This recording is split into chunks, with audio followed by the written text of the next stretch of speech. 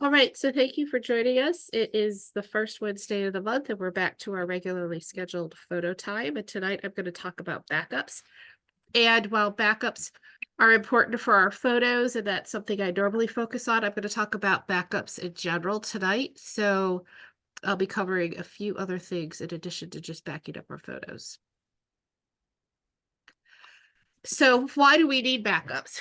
Well, it's because things happen and we lose things, and we could lose our things, our important things, because of natural causes like fires or floods, or we could lose things due to hardware failure because computers and cameras crash, hard drives fail, uh, things become damaged, and everyday circumstances, we could just lose things. So when we're downsizing, when we're moving, um, when things get hacked, or accounts get hacked, or our accounts have some ransomware. There's lots of things now that are going on that we never had to consider before.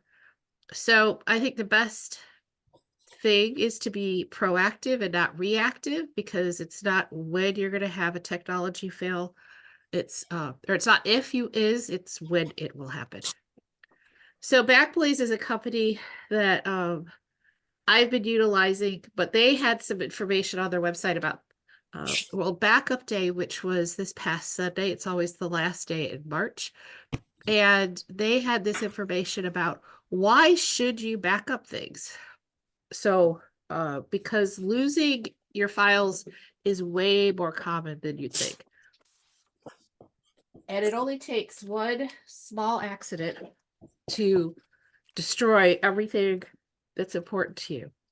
So 21% of people have actually never made a backup based on their survey and their statistics.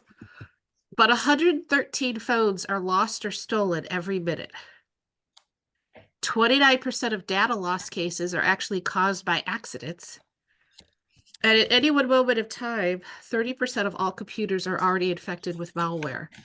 And these statistics were pretty surprising to me when I was reading this article, listening to somebody else talk. But yet I guess I could believe it. I'm not surprised that not everybody's ever made a backup, but it is pretty common for people to lose things. So what should you back up? And while it's a very personal question, I think it's the things that if you lost them, you would be unhappy, you'd be upset, you'd find them hard to replace, you'd be frustrated about needing to recreate, or maybe you couldn't replace them at all. So in reality, when we're talking about our computer or our phone, does everything on it need to be backed up? And the answer is probably not. I mean, I have files on my computer that go back 10 years. If those disappeared off my computer, I probably would not be heartbroken. It probably wouldn't have a big impact on my life. So here's the interactive portion. I want to ask you, what are the kinds of things that you think are important, maybe on your computer? And I started the list with just a couple of things, but I would like to add to it. So there's like important documents, maybe photos, maybe your scrapbook albums. What other kinds of things can you think of that would be really important to you to have backed up that's primarily on your computer or on your phone? Financial information. Oh, financial information. Good idea. What else? Is that it? Oh, computer passwords to websites. Oh, yeah. God, yes. Yeah. I just dealt with it, so I know. Oh, yeah, that would be a headache, right? How about Maybe, like text documents? Well, I consider that financial. Oh, Yeah. I'll put that up there with financial. Okay. I was going to say files, let's say digital files that you've purchased. Oh, okay. Like I was thinking I've purchased digital kits. Right. So you might want to Right. keep those backed up. Right. And there's What probably a about- lot of different things we've purchased, like books and PDFs and, program of how to do things, right? Okay. What else? What about like a will and your power of attorney and Oh, all that yeah. type of documentation? I'll put that with here, right? Okay, sorry. No, I think it's good. I think Yeah. like- yeah, specification's like good. legal documents. Which basically that is. Does anybody, I keep like some health documents with like health Yeah. histories and medications and that kind of thing, right? Yep. So there's a lot of things that we probably want to back up and should be backing up, and maybe we're not backing up. So even though I typically talk mainly about photos and some about our scrapbook albums, I want to encourage you to be thinking about, your own backup practices for all of your things in general. So tonight, as I'm talking about backing up, I'm really talking about backing up all of these important things that are either irreplaceable or would be really hard to replace. So, all right. Anything else before I move on? Anybody think of anything else come to mind? All right. So, okay. So terminology. There's three terms that are commonly used, and I think that sometimes people don't fully understand what they mean. So I've decided I wanted to pull some more official definitions about them so that as I'm talking about them, that everybody were clear. So the first one is cloud. So when we talk about things in the cloud, I think when we initially started talking about the cloud, people thought about the big white puffy things that are up in the sky, and they just kind of thought it was some vague thing, entity. But a cloud is actually a set of computers that someone else is managing on the customer's behalf. And they are typically systems, data centers, hard drives that are just like our own hard drives that we're utilizing. They're just bigger and can store more data and faster, but they are in environmentally controlled rooms that have a constant power supply, have air conditioning so that they don't ever get too hot, and they're connected with each other with incredibly fast networking equipment. So really, when we're talking about our things that are being stored in the cloud, they truly just are on somebody else's set of computers that are being managed by somebody. So they still are in some physical geographic location and power, they need AC. And if the data center is in a location where they have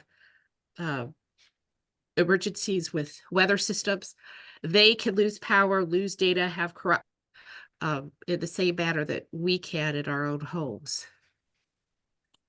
So syncing. Syncing is short for synchronize. So some cloud services will sync folders on your computer or your mobile device to folders on other machines or into the cloud, allowing users to access those files or folders across different devices. So, for example, one of the most common ones is using Google Docs. If people are typing in a document, multiple people can be typing into them at the same time and see the changes will be live. And that is a sync because it's happening in real time. It's accessible from multiple places at once. The cons to a sync is that if you make a deletion or make a change, it's gone. It's because whatever you do is a permanent change.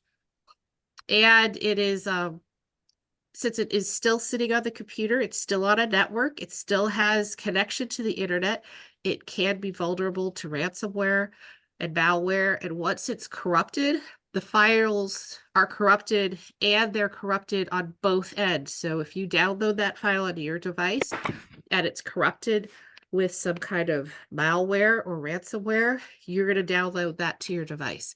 So, not something that people tend to think of as much, and that's why we have lots of antivirus and anti-malware that we were running on our computers because we're trying to protect ourselves in case we download something that actually got corrupted. So synchronizing is really not a backup. It's a different thing. Backing up is backing up data that's on your computer to another location. And if you accidentally delete or overwrite your files, if you have a backup, you could go back to a previous version. So it's different than a sync. On our phones, when we are utilizing syncing to iCloud or Google Photos, that is a sync. It is a sync. It's not a backup. So if I delete files off my phone, they are now deleted on the cloud storage provider that is connected to that phone, unless I have another copy some other place, which is what I utilize Forever for. So 3 terms: cloud, syncing, and backing up. And hopefully those make a little more sense. Does anybody have any questions about those 3 terms? Hopefully Nope. that helps. Awesome. Okay, so good backup practices. In general, you want a backup strategy that creates redundancy so you minimize the risk of losing data. That's your whole goal. It's an insurance policy that if you lose your hard drive due to theft or failure, that you have a better chance of recovering all of your information. There are standards that industry has kind of developed, and it's typically considered a best practice. And it's interesting as I was looking through some of the best practices, how they've changed and evolved over the years. The standard that is still currently utilized for digital file backup is 3-2-1 backup strategy. And it's partially because it's an easy word to say. You know, people think 3-2-1 because you count down and it's something easy to think about. So you should have 3 copies of your data on 2 different media types and 1 copy offsite. So thinking about those just a little bit more. 3 copies of your data means your original or your master and 2 No, and backups. when that happened for me, like when it said the internet was, And it needs to be on 2 different media types. And originally that was established because people used to have things on hard drives as well as on tapes. So they were 2 distinct different media types. You'd have them on a hard drive, you'd have them on a tape if you were like a business or an industrial purpose, or you could have them on CDs or on flash drives. And now we kind of lump most of those physical, tangible ones that we have access to all in one grouping. And the last thing is 1 copy offsite. And the reason for having that 1 copy offsite is because if you keep all of your things in your home and it's burglarized or it has a fire or it has a flood and you lose everything that's in your home, you really want your backup someplace else. So as I was looking into it, I found that there are 2 additional backup strategies that are out there. They are becoming more common in businesses, but they haven't kind of reached the consumer level, I guess you would say. But there's a 3-2-1-1-0 and a 4-3-2 backup strategy. So if you hear those and somebody says we need to migrate to those, that's okay. They're out there. In my opinion, I don't think there's any reason for any of us to need to go to an additional level of backup with what we're doing. So I think 3-2-1 is good. So again, 3 copies of your data, which is an original and 2 backups, 2 different media types, or 2 different media devices.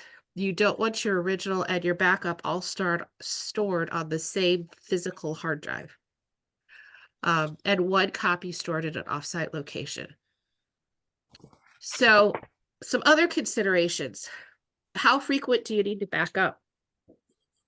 Again, this is a personal question as to what's important to you and how often How often are your things changing? How often are your files changing? Are you making lots of changes because you're, editing documents, creating documents, and you need to be storing your backups all the time? I mean, people who are professional writers and they're writing for hours a day, they don't want to lose a whole day's worth of work. So they're going to be wanting to back up daily. Other people, maybe they don't need to do it daily. It is recommended that at least every month you go in and verify that whatever backups you are using can still be read, wrote to, they're still functional. So how often you back up and what you're backing up, again, is something to consider. We have a couple of different types of backups. The only two that I'm really going to talk about is full or incremental. So full backup is backing up everything regardless of when it was last modified.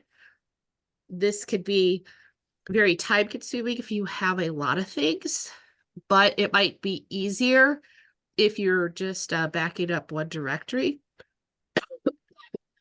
to back up the entire directory all at one time. Incremental backups only back up things that have changed since the last backup that was made. This is sometimes easier to do, especially if you have some type of software that helps you monitor this. It also takes less time. It can be done more frequently. So depending on what you're doing and how you're managing it, you might do a full backup, you might do an incremental backup, you might do full backup for certain things and incremental for others. Another consideration is, what are you going to need to do when your master storage device fails? So what are you going to have to do to get back up and running again?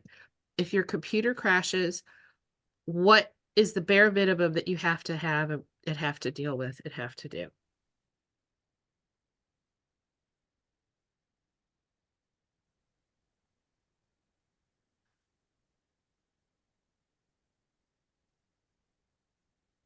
So also, you want to be able to identify what needs to back up. Is it everything or is it just some things?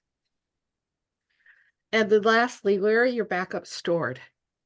Are they going to be easily accessible to you in case you have to leave your house and you're going to take them with you? Also, where is that one that's off-site and how accessible is it going to be to you?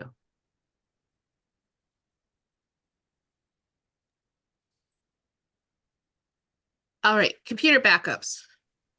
Lots of options. You could use an online service, cloud storage. You could do hard disk drives or solid state drives. In the past, we were using flash drives and CDs and DVDs. Those are becoming more obsolete because computers don't come with CDs drives anymore, or DVD drives. Flash drives did not used to have enough capacity to store everything. They also have been more vulnerable to physical damage by dropping, bending, breaking, putting something on them. So they're not considered quite as durable, but depending on what you're backing up and how much it is, you might find that a flash drive is still useful to you. You could use a computer operating system will typically have a backup program utility for you. You also might have third-party software that you could use. You also could do it by manually copying of files. So there's a number of options and a number of things to consider.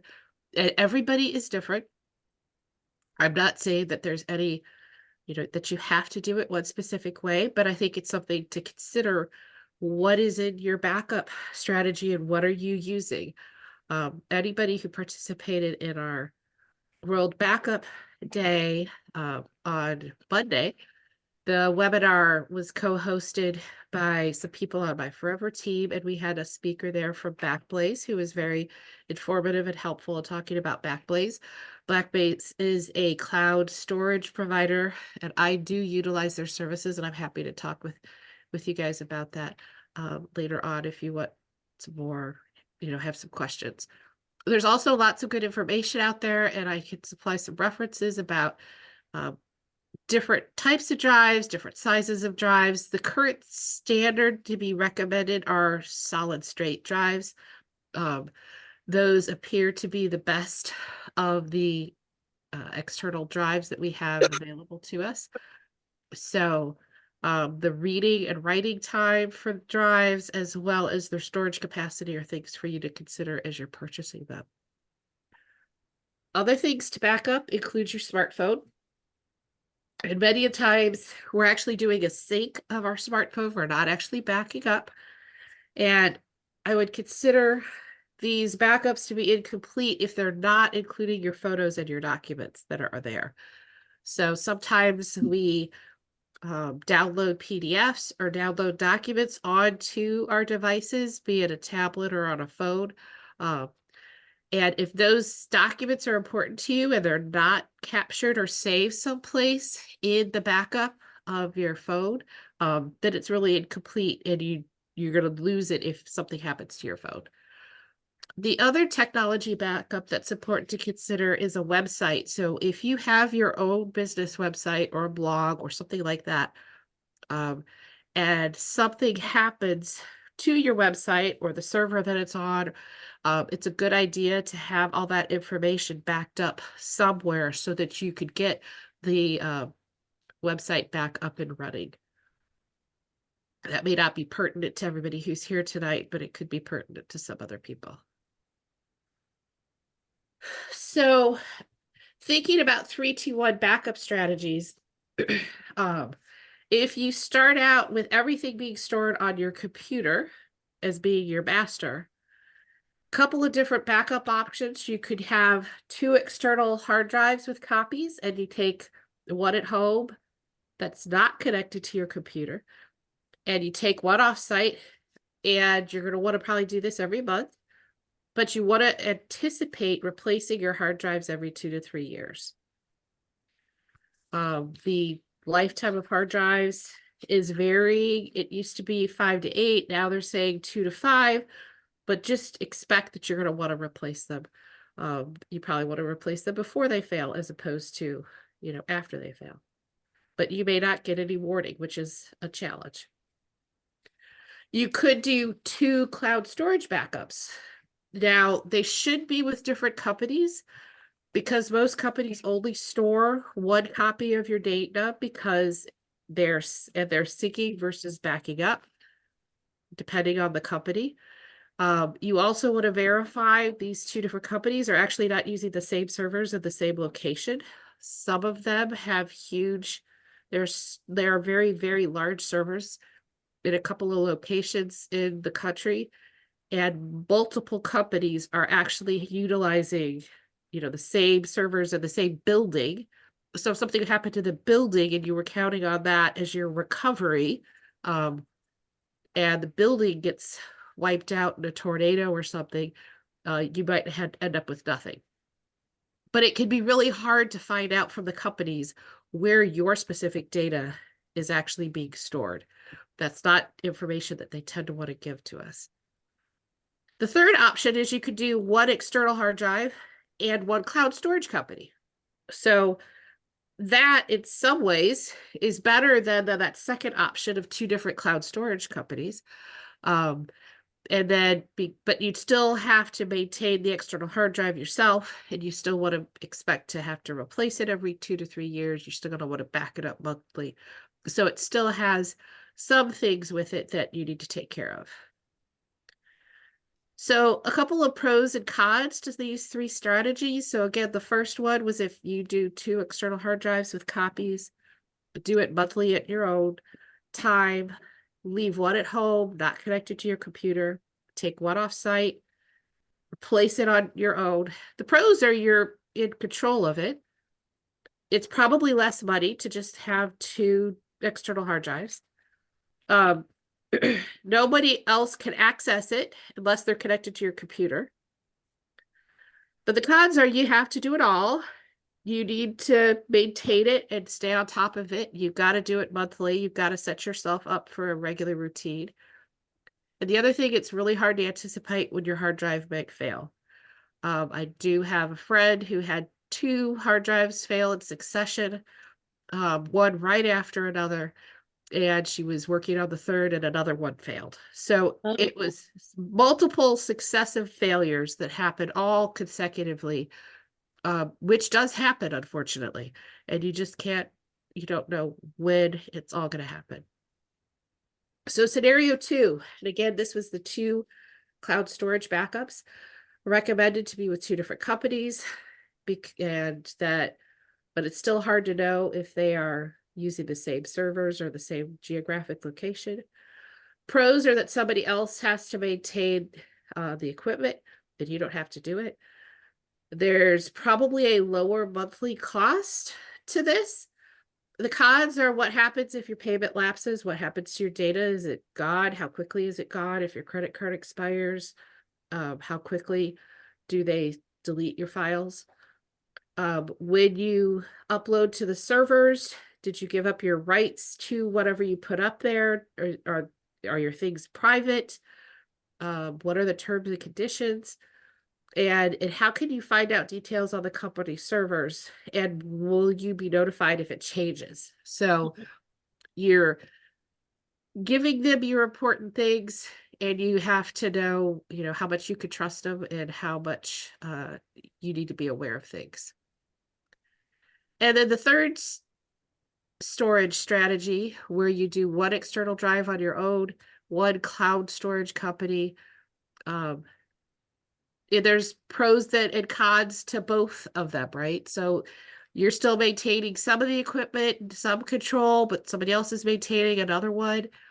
Overall, the cost, could be less.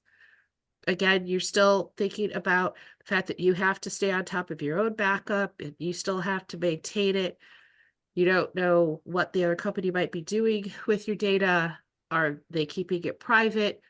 Do you know stuff on their servers? So pros and cons of both, of all of them. Different options, but something for people to consider. So a couple of things about cloud storage. And while this is something that Forever put out for us to utilize, thinking about cloud storage, it's these first couple of columns that I wanted to just point out. Cloud storage providers, they've got a whole list here. And the first heading here is guarantee safety and maintenance of your files. And you can see who has the check marks there. And then the next one is private, no data mining or advertising. And you could see who has, the check marks there. So a couple of interesting things in here. So something to just consider as you're looking at different options and different cloud storage providers. So I want to shift gears just because there are a couple of people here, and I know a couple of people who watch. And I wanted to specifically talk about backups for Forever Artisan projects and Forever's Artisan components that we utilize with the software. So when you use Artisan, there are a number of things that you want to back up. You want to back up your projects. You want to be backing up your digital art. You want to be backing up your fonts. So if you download any additional fonts, whether they're for free or whether they're purchased, you want to be sure that you're backing up, because when you go to a new computer and you have to reinstall those fonts, if you don't have access to them or don't remember what they were, if you try to use those fonts in a project again and open them up, they won't appear correctly in your project, so you won't be able to print them. You also need to get the activation codes, and that's primarily for old CM content. So back in the day when CM was selling digital content, you want to be sure that you have those activation codes if you're utilizing any of those digital art kits. And also calendar lists. So if you create calendars where you have people's birthdays, anniversaries, other important events in your calendar, you want to be sure you're saving those files as part of your backup strategy. So for Historian, Historian is a little bit more self-contained. One thing I want to point out is for Historian users, you want to be sure that your cabinet doesn't ever get defaulted to OneDrive.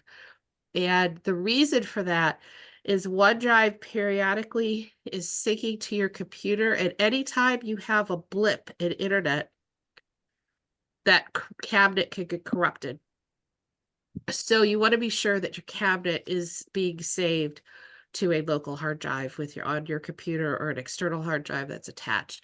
There have been a lot of users, probably over the past year, who discovered that their cabinet was defaulting to OneDrive when there were some OneDrive updates on their computer and they didn't realize it. So just something to be aware of. When you're inside Artisan, there are 3 different options in there to back up your cabinet. There's an incremental backup, there's a full backup, and there's a shadow copy. And if you are an old Storybook Creator user, all 3 of these were options that were in favor, less in favor at various times, and whatever one you're doing and you're doing consistently is definitely the one that should work for you.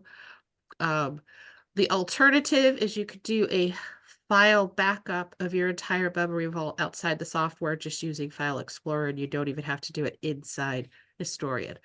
And again, most of the people who I have who are using Historian have been using it for a while and may have one of these different options already in their ecosystem to be doing their backups.